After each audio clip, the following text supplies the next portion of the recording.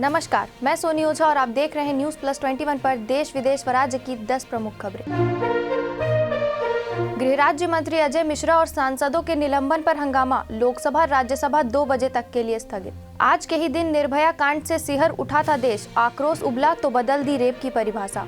प्रदूषण पर सुनवाई, सुप्रीम कोर्ट ने वायु गुणवत्ता प्रबंधन आयोग को आम जनता के सुझाव लेने का दिया निर्देश। ओमिक्रॉन को लेकर दिल्ली सरकार अलर्ट, मनीष सिसोदिया बोले कृपया भीड़ से दूर रहें। कांग्रेस को यूपी में नहीं मिल रही महिला प्रत्याशी, आखिर कैसे पूरा होगा प्रियंका गांधी का 40% टिकट देने का वादा। सीबीएसई ने बदले परीक्षा के कई नियम, अब एग्जाम सेंटर पर चेक नहीं होगी आंसर शीट। मोदी सरकार ने उठाया बड़ा कदम, अब आधार से जुड़ेगी वोटर आईडी। चुनाव सुधार बिल को कैबिनेट से मिली मंजूरी।